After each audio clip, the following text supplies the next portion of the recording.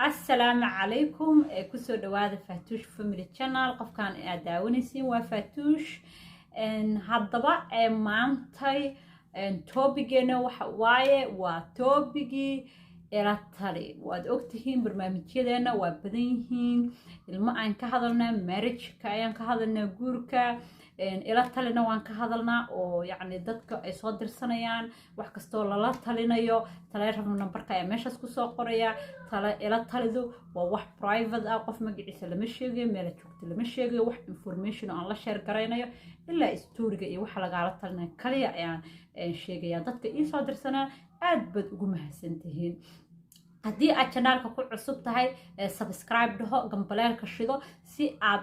wax kasta oon soo geliyo aad ula socotid oo aysan ku dhaafin barnaamijyadeena xiisaha leh haddii aad horey noola joogtana hadda asxaabta share la dha wixii aad jeclaatid dadka kalena waa lala wadaagaa oo waa lala jeclaadaa ayakana haddaba ila talideena maantay aan noo haayo aniga ayaa sidii hore ay barnaamijka uga barateen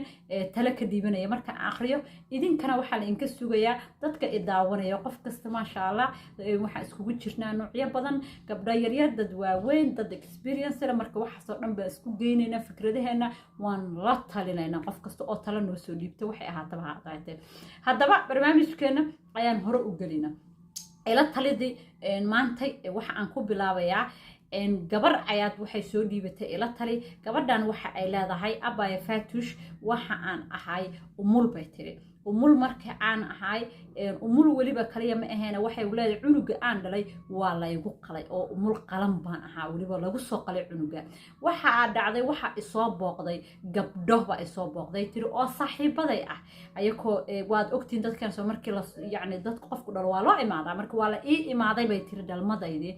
markii la ii imaaday waxa dhacday dad ayakoo ila joogaan odagayga baa joogay marka waxa dhacday odageygii in aan gabdhihii ila joogay hortooda ku dhaho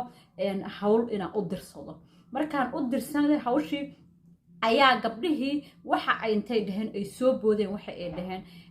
ragga looma diro hawsha noocan oo kale ah aad baad u akhlaaq xun tahay inaad ninkaaga hawshaas u dirtid waa inappropriate waxa la dhaho wax oo munaasab ah ma ahan gabadhii waxay tiri aad baan u naxay bay tiri gabdhihii way ila joogeen way iga tageen markay ay iga tageen ayaa odagaygii waxa uu bilaabay qaylo waxa uu yiri you see way ku sheegeen gabdhuhu waxa ay ku dhaheen odayaasha iyo nimanka xaajiyooyinka shaqadaas looma diro waxay tiri aad ayaa waxa igu dhacay tiri heartbroken because waan qalnaa oo qof umulo oo haddana qalan baan ahaa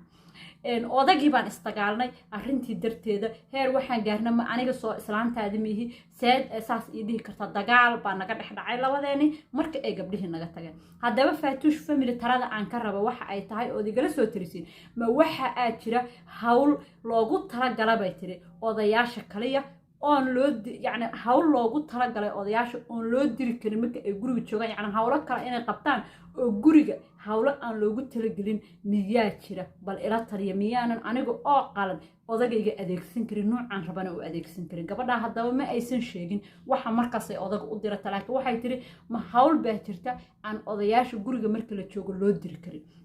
bal ila taliya oo ii sheega bay taagan tahay hawshaas aan odayaasha loo diri karin marka markii aan aqriyay faatuush ahaan horta way ku mahadsan tahay abaayadii nala soo sheer garaysay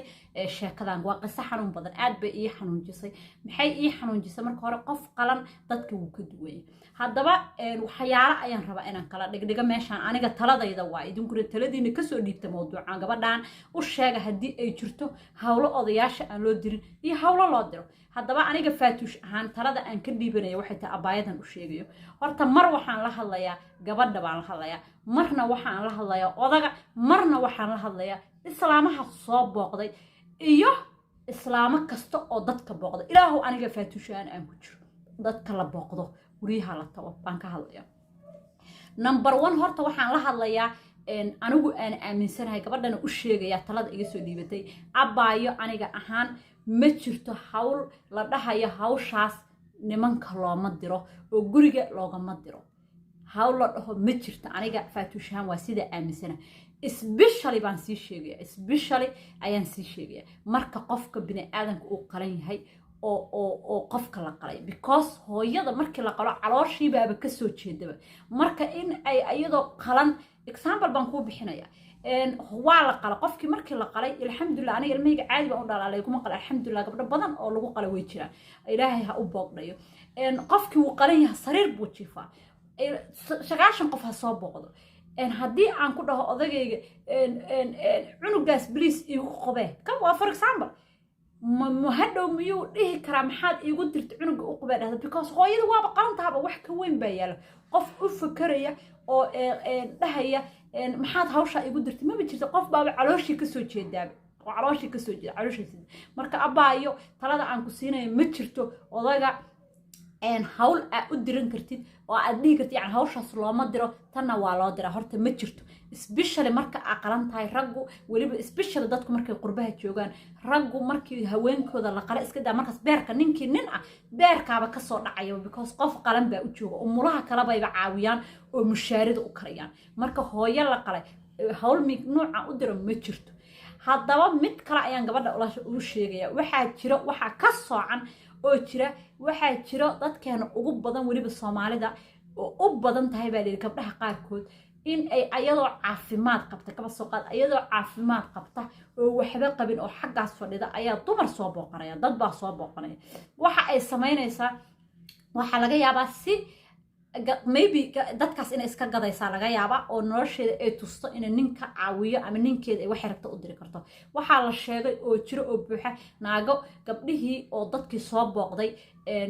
ninkii ku hor adeegsanaa waryaara waxaa soo qabo waryaara soo sheeg no taas marka ay noqoto waa no maxaan u dhahay no ma ahan inaan ninkaada hawlaha u dirin luglee laakiin waa akhlaaq daro ayadoo dumar kula joogo oo dumarku soo booqdo hadday baahida qaliinka waa ka hadday baahida qaliinka aysan jirin baahida qaliinka xaggan ka saarna waa umul iyo qaliin xaggan ka saarna laakiin akhlaaq daro kale oo gabadhii iyadoo gurigeedii looda iyadoo dumarka istutusaysa hebelaa shaax soo kar intay xagga fadhiisatay hebelaa heblaayo cunto u keen hebelaa hebla saas dheh waa no waa taas because ninkaaga waa adeegsan kartaa laakiin markii dumar kula joogo iyo markuu dad kula joogo rag wuxuu ahaado waa in aad tustaa xaajigaaga xushmad waa inaad tustaa wixii asagu u qabsanaya dirihiisa u yaala kaba soo qaad cunug baad rabtaa inaad dhaybar ka soo bedelato haddaad aqoonin communication kale ina lahayn oo wax kale ugu sheegtay aad aqoon waa inaad adigu iska kacdaa maybe meel kale intaa u tagtid oo yacni guri qol ama meel kale isagoo jooga aad tartiib u tahay hebelow maybe cunuga caawinuu rabaa hebel caawi yacni in aad u dhaqantid gabar akhlaaq la camal oo kale hebelow dhaybarka bedel hebelow yacni qof akhlaaqiyan dhisan kaba soo qaad sheex baa rabtaa inaad dumar soo siisid hebelow si no ilaahay baa lagu siiyey waxay yibaataa waxba ka waa inaad kacda dadkaaga adigu soo seerfi karaysaa baraas ninkaaga adoo asaga u hormarinid waan yacni waa inaad tustaa respect waxa laga yaabaa gabdho badan ayadoo dhahaysa hebla ay soo baqata iska dhis tus ninkaaga inuu ku caawiyo no hadduu ninkaaga ku caawiyo adiga bay private ku tahay sheekadaas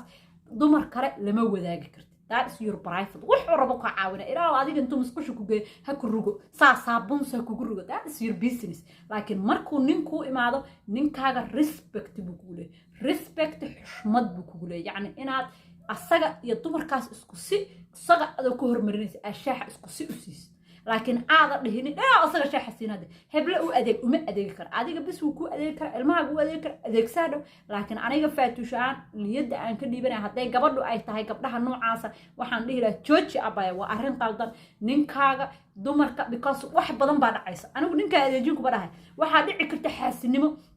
inaa gabar islaameed xaasiday oo ninkeeda uu sacaawin istutus ku tustay oo famil islaami aad dubisid oo istutus ku tustay inuu ninkaaga ku caawiyo ee gabadhaas maanta qalbadeeda ka xumaatay tira fiiri hebel wuxuu u qabanay fiiri naaguhu cuntada ugu keena fiiri saan u yeera adoo nooc rabo ninkaaga ku ahaan kara laakiin in aad gabar islaameed gurigeeda dubisid oo beri intay ninkeeda u tagta waryaa heblaba way u adeegtaa waa hebel igu adeegan taas baan diidayaa number 1 number 2 waxay tahay respect inuu dumarku arko inuu ninkaaga adiga is xushmaysiin wixii inka waxayn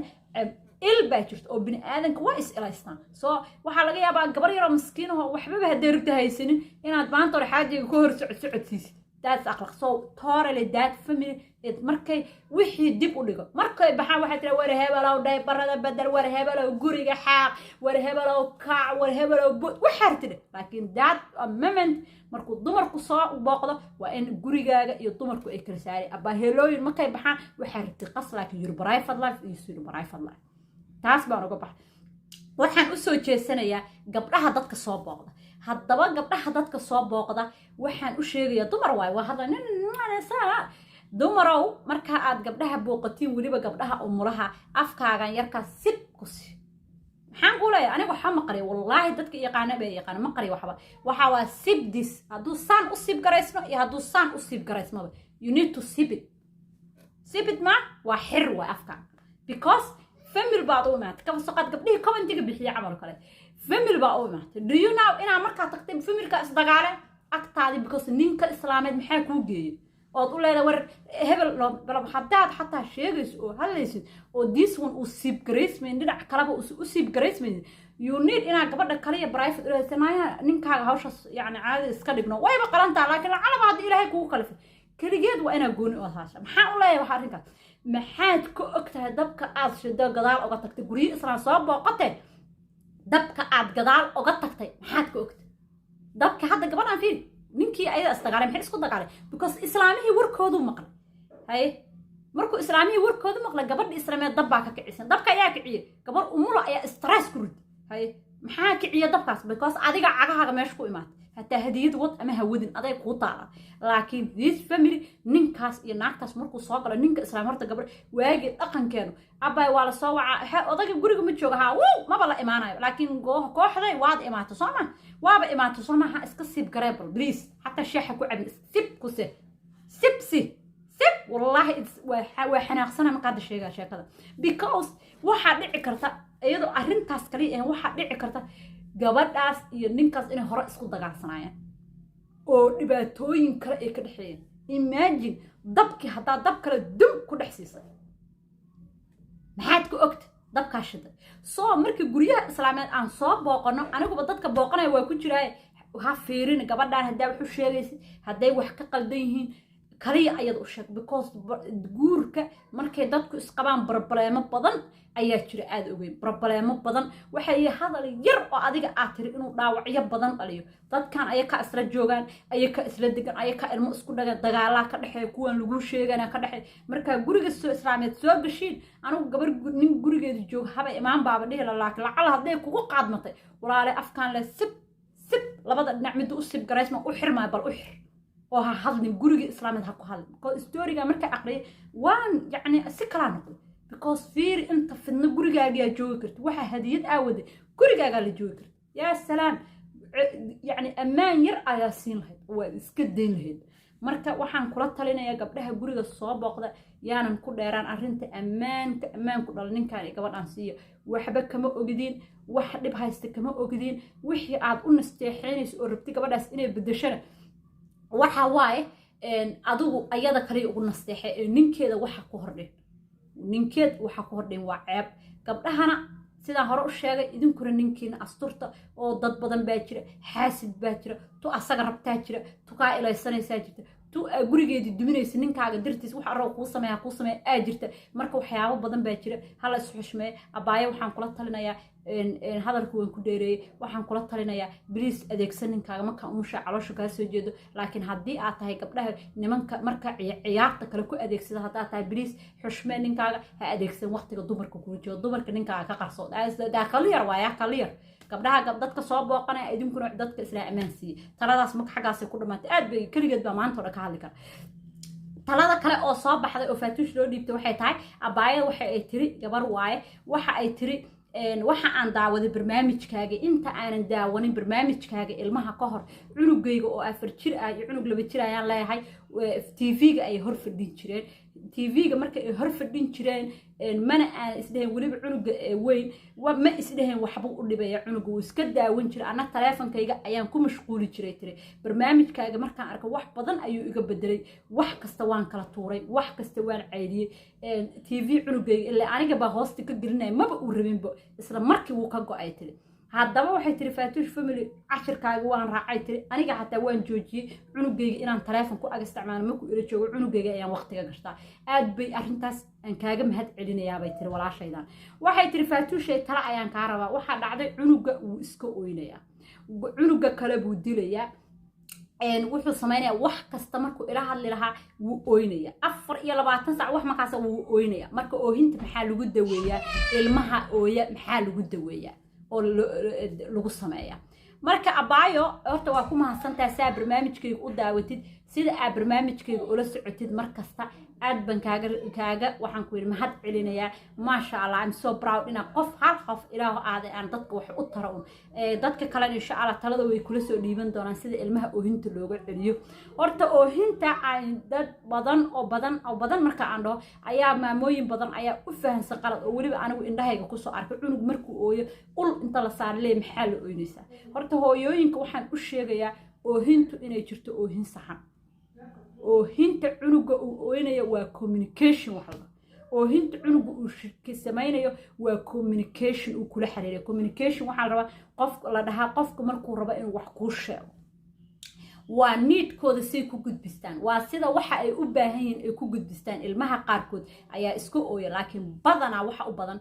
cunuga marka uu ooyo waxaan kuu sheegaya anigu waxa aan sameeyo iyo waxyaabaha aad samayn kartid horta number 1 cunuga hadduu jiran yahay wuu ooynaya number 2 cunuga hadduu baahan yahay wuu ooynaya baahi dhanba noocay rabtaba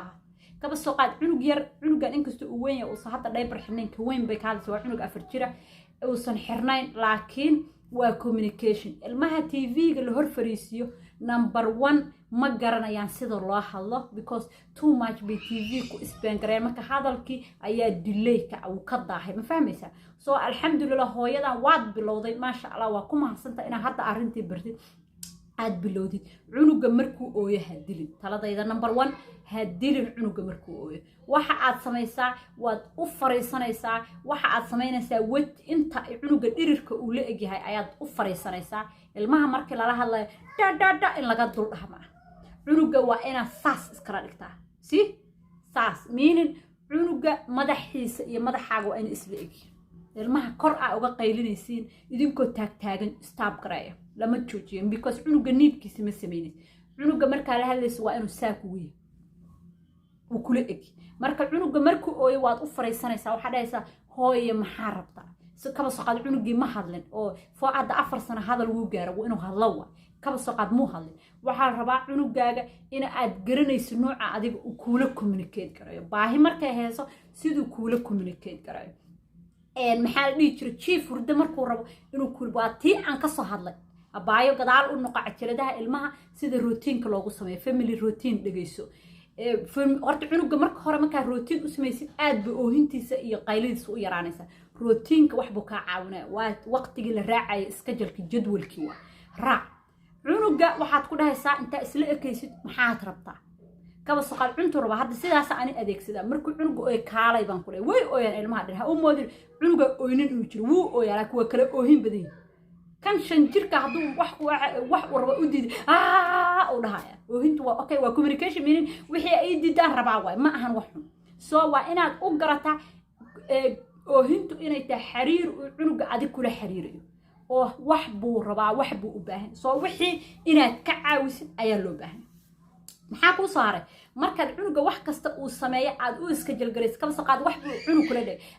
markuu dhaa inaad dhibsan waa ina u wacdaa aad tira maxaa rabtaa